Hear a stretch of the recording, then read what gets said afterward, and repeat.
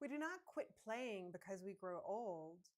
We grow old because we quit playing. That's a quote by Oliver Wendell Holmes. Remember when moving your body was a natural part of your day? What was your favorite thing to do outside as a kid? When I was little, we played one base, which is a version of softball, but just with one base so that we could end up playing it with fewer people on the field. We raced bicycles or played gray wolf, which is hide and go seek in the evening time as it's darker and harder to see. And we went on berry picking hikes. Back in those days, you could never get enough time to play, right? Yet as adults, fitness has gone from play to exercise, where every minute of it seems like it's counted and dreaded. And just looking back, I remember when that transitioned, when it went from being fun to being exercise. When I joined the military, it took all the fun out of exercise. In high school, I'd had the flag team and gymnastics and silly dancing around with the boombox with my friends, or we were walking and bicycling a lot because for most of high school, we didn't even have cars. And that was all fun and active. But as soon as I got to boot camp, yeah, nah, none of that was very fun. So, do you remember when you made your shift from viewing fitness as fun and just something you did as part of your day to exercise, where it became a dreaded activity? So, how do we shift back to viewing fitness as fun? So, in the previous episode, we talked about integrating motion with devotion. So, how about bringing play, fun, and joy as part of your fitness plan? It makes sense, doesn't it? And that's what we're going to talk about today. Hi, I'm Sharon McCall, and if we haven't crossed paths before, I'm a stress recovery coach, and I am here on Facebook just working on my video skills and going through a book study on the Daniel plan. So it's got some of my favorite topics in it in a very aligned approach to my own philosophy. So as I practice, I thought I would share and get a chance to share some of this knowledge and get this out to you. And this chapter right now, it's on exercise, and it's not one of my favorite topics. I can talk about food and other lifestyle changes and spiritual disciplines for hours. So I know that I'm making sure that I take the time and go through this and give fitness the credit it's due, and to make sure that I share some nuggets with you, as well as taking away a couple of things for myself from this book. So recapping from where we talked about last time, God designed us to move.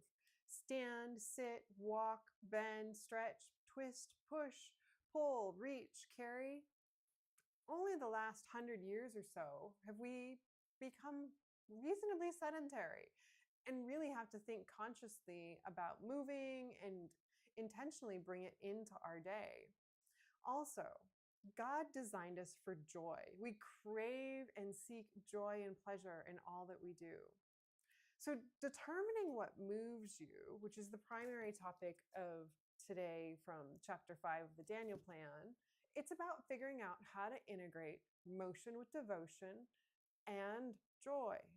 So, making it effortless to get started and really enjoyable, something that you look forward to. And it's not a hard approach that they have here as part of the Daniel plan. It's all about building in those ways to move a little bit more today than you did yesterday, moving a little bit more this week, getting more activity than you did the prior week. What this program is to develop you so that you can become Daniel strong, which is seeking excellence in body, mind, and spirit for God's glory. So to bring joy into fitness, the Daniel plan suggests to play. Rick Warren, he loves his acrostic, so let me go through what he means by play. So P, prayerful movements through the day. L, loosening breaks. A, active games and aerobic activity. Y, youthful strength training. PLAY, play. So I'm going to start by going through the first two, prayerful movements throughout the day and loosening breaks. I find that these are effortless to include in your day, and they can have a noticeable impact. And they really do go hand in hand. So Going to start with those, and then I'll get into the next two in a little bit. So, research has proven that performing movements such as standing, fidgeting, lightly stretching for even a minute or two every hour throughout your day can make a big difference to health and well being. There's some data out there that says sitting 3 to 4 hours at a stretch without getting up, it's as bad as the lifestyle factor is smoking a pack and a half of cigarettes for chronic disease risk. As you think about all the things that start happening when you become too sedentary, anything you can do to break up those periods of sitting is going to help you with your overall wellness as well as reducing your chronic disease risks. So, anytime you can get a little bit of movement in there, get up off that couch a little bit or out of the chair, stretch and move. Even if you're still sitting, get a little bit of extra wiggle in for your day, and it will add up and it will make a difference. It's all about making that incremental change so that each day's a little bit better than the last. And sometimes we all have our good and our bad days, at least making sure that that progression goes on week to week. So, using short periods, even a minute or two at a time, just to wiggle a bit, are great to also connect prayerfully with God. Worship, thanksgiving, praise. Just be glad that you've got a body that can enjoy and do all of these different things. So, as we take a look at just kind of the approach to like this 1 or 2 minutes every hour or hour and a half, I can personally speak to the benefits of this. And this is something that also occurs with the people that I work with in my business. When you can set your timer and with every change in activity, just take a minute or two to move. Even on super long video calls that you're on for work, you can fidget and stretch in ways that really aren't noticeable or observable to the other people that are on the other end of the video call. While you're sitting, you can do some different things to stretch out and just take that moment to turn your mind to God. You've been on some of those video calls that are pretty intense and they get to be in like 2 hours long. I'm sure somewhere in there is a good reason to take a prayerful moment and connect with God, and to take a moment to stretch your toes out and to reach out a little bit forward to get that blood flow going, or to flick out your hands underneath the table a little bit just to end up getting the movement and the blood back into your fingertips. You will feel better for it, and it will have a noticeable impact on your energy and on your peace of mind. And as you go through and do all sorts of different types of small activities through the day, you continue to end up doing different range of motion. It can also reduce the amount of pain and tension that you feel. Being in one position all day, it puts a lot of stress on different parts of your body depending on how you sit. And that leads into that pain and tension. Getting up and wiggling just a little bit, it can end up helping it all to go away. It seems so simple, just taking that minute or two every hour, hour and a half, just to move and do something, even if it's just wiggle. And people think that I'm oversimplifying this and overpromising the benefits, but try it and you will see. Just do it consistently through the day, several times through the day, super short periods, and you will notice a difference. So just think about it for a second. What are some of your favorite movements that you can do in a few minutes to get the blood flowing? And this is about what is going on in your life and what works for you. Checking the comments. If you're catching this on replay, please just put something down and drop it into the comments, and I'll make sure to respond to it later. I'd love to hear. And if you're one of these people that loves the calorie counting or the step counting, all of this adds up. All these little tiny little activities, they all contribute drops into the bucket that you're counting.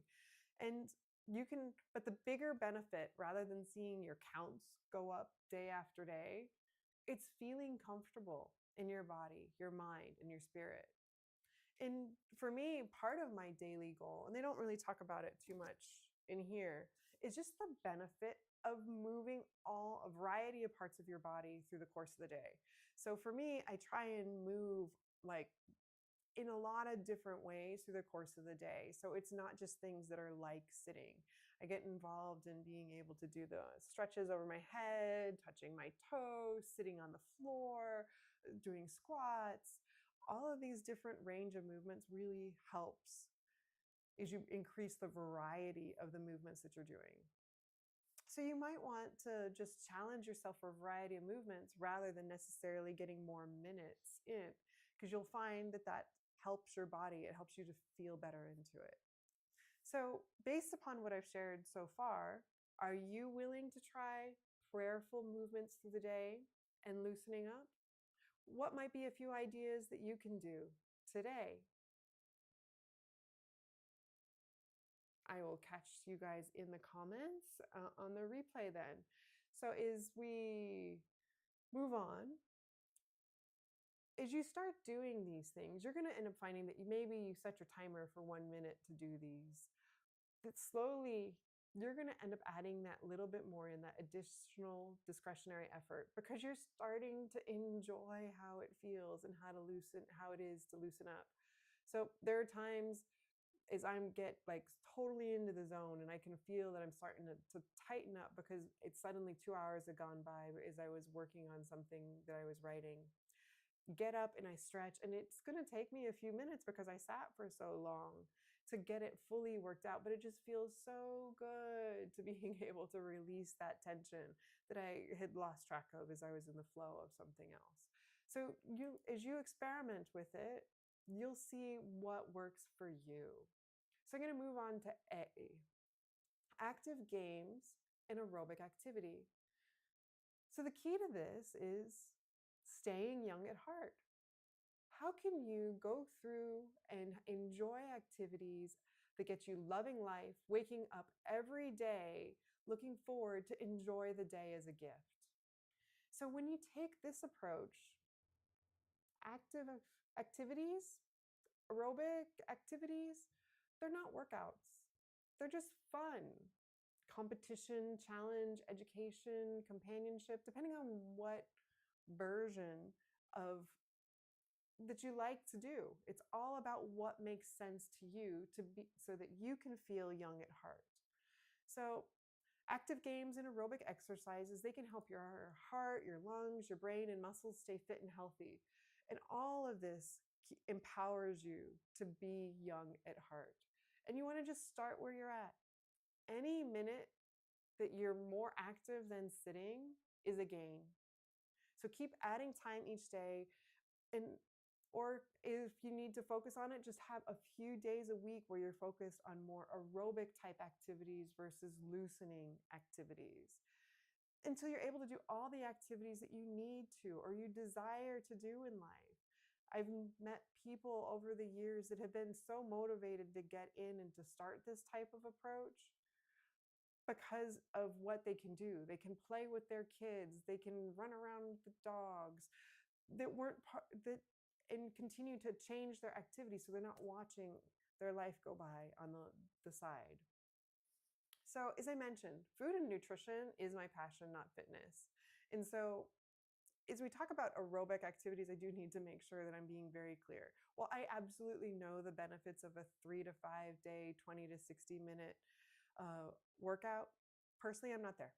I'm being upfront on this. I have multiple short periods of movement activity each day where I'm playing with the dogs, dancing with the radio, doing things around the house and yard that comprise all of my movement and fitness.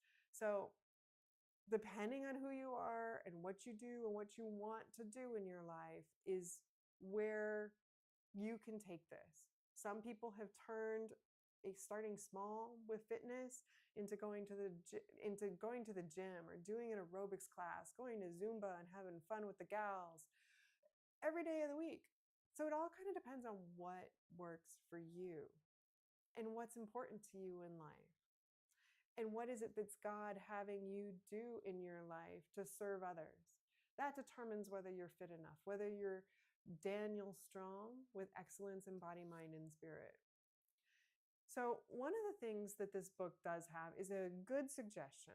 So if you're doing these aerobic activities, just to make sure that you hit that intensity right, because sometimes it can really hurt if you're being too intense and then you're not likely to do it again because you overdid it. When you're performing an aerobic activity or an active game, you want to find it challenging to carry on a lengthy conversation and feel winded, but you should still be able to talk in short 3-word sentences. So if you can't converse at all, you're either going too fast or hard. It reminds me of when we were chanting along with the songs and we were in military training. The goal was to being able to recite the lines back to the drill sergeant. It kept you focused, but you were also making sure that you were getting your breathing right and you weren't going too intense in the way that your body could handle it. So that's aerobic activity. Like I said, not my favorite, but I do want to make sure I mention it because it is important. You really do need to have periods of time in from a health standpoint where you're elevating your heart rate. Then why? Youthful strength training. And this doesn't have to look like weightlifting. What is fun for you? So for me, weightlifting looks like playing tug with the dog. So I have a tug toy, dog's chewing on it. I have a resistance and a weight as I am doing curls.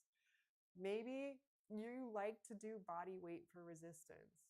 Personally, I'm a big fan of squats. Just the nature of my work and doing a lot of video calls through the day and writing. It's anytime I get up, it's time to squat. Anytime I'm washing dishes or doing anything at the sink, it's time to do squat into being able to just work my lower body a little bit more. So strength training works for whatever it is for you. My dad's version of it, anytime that he gets up or down from the couch, he does dips. He's got the arm of the couch and he puts his arms behind and he lowers and drops his body weight just to loosen his spine, but then also to build up his strength as well. So there was a dance teacher that I'd had years ago when I was back in high school, and she advocated just as you're putting away the groceries, do a couple extra curls with your bag of veggies or your cans as you're putting them away. She's the one that gave me the idea about anytime you're at a counter and doing stuffing and standing, don't just stand. Take it as an opportunity to squat and to strengthen your lower body and your posture. As you're brushing your teeth at the sink, it's a great moment just to get a little bit of additional strength training in there. There are so many different ways that you can add strength and resistance training to your day. I'm sure you can think of some things that work in your life. If you've got kids and you're carrying them around, like I said, dog food bags is one of ours. So figure out what it is that works for you. Recently, I did end up getting a set of like wrist and ankle weights. So just as I'm running around the house, to have them on and to get a little bit of extra resistance just in my day-to-day activities. I haven't started them yet. That's kind of my goal because I just got them, to being able to get that incorporated. So this is all about figuring out what works for you. Doing 10 strength training exercises, 10 squats, 10 dips. You didn't do last week. That's an improvement. Your body is starting to condition itself. And that's what this is about. It's just those small incremental improvements that are effortless for you to move forward. So let's do an example. Let's put this all together using all aspects of play. So let's say you decide that you're going to end up doing a 2-minute activity every hour. And let's be realistic. Let's say you do it only 8 of the hours of the day because you kind of can arrange it around some of your activities. And you go through and you say, okay, I'm going to do 10 squats, 10 dips, 10 lunges, 10 wall or desk push-ups. I'm going to go dance around the kitchen as I'm making dinner or breakfast. I'm going to do a bunch of standing arm circles and stretches and toe touches for another one just to do some loosening. I'm going to pretend jump rope or actual jump rope, running in place to get a little bit of aerobic activity. Taking a recess break as you go outside to go get the mail, maybe walk the perimeter of the yard just to get a little bit of extra movement in. That's 8 super simple 16 minutes out of your day, 16 minutes total. And even if you start with 2 minutes, 1 minute, it's a place to start and you build from that to include more. It's one of those great things about how our body responds and how God meets us part way. So long as we start doing the activity, so long as we start conditioning the muscles, start getting our heart more oxygenated and working a little bit more, getting our brain more blood flow and stimulated, God keeps working his magic in us, and being able to, as we keep on this path of fitness, he'll continue to get us there and we will manifest results in the end. So one of the things that, just as we're getting close to closing out today's discussion, one of the Bible quotes that is used in regards to fitness and exercise by some of the Christian coaches that I've come across is Hebrews 12:11. No discipline is enjoyable while it's happening. It is painful, but afterward there will be a peaceful harvest of right living for those who are trained in this way. And I give it a little bit of a different spin, because this particular approach is so that you can make the discipline of exercise more enjoyable, so you can enjoy a peaceful harvest. Because every time you do that 1 to 2 minute exercise, that is that next right step for you to be healthier and more energetic. So yes, your muscles, your brain, your heart, your lungs, they might complain a bit as you're overcoming that cellular inertia and getting conditioned, but it gets easier each day. And every day you get a little bit more healthy. So that's the approach that the authors of the Daniel Plan with their consultant Sean Foy for the fitness section had put together in regards to discovering what moves you. Next week, we're going to go ahead and put it into plan, into action. How can you do this? Through this, I've kind of jumped a little bit ahead because I'm such a big person on tiny habits and talking about putting into effect that 1 minute, 2 minute exercise just to get yourself going today. No need to wait for tomorrow. Just start on it today. So I did jump a little bit ahead from my view on it. Next week, we will get into how do you build this into a sustainable schedule. So just closing in prayer today. I am praying for you to have God's strength and guidance to be healthy in body, renewed in mind, and strong in spirit. God, help us to be guided, to find our spark, to be Daniel strong, seeking excellence in body, mind, and spirit for your glory. Help us create new habits and behaviors that bring us closer to you and moving more as you designed us. Provide us what is needed to take action, to play, to prayerfully move through the day. We trust that you are making a change in us so we can better serve and glorify you. Help us see your supportive and encouraging hand as we take the next small, right action to improve our health style. Amen. And if your stronghold is stress and you're absolutely exhausted, need to boost your energy and are finding different ways to reduce the stress and to have more joy and more energy in your day, please join my group. The link is in my Facebook profile. And if you're watching this on YouTube, it's in the description.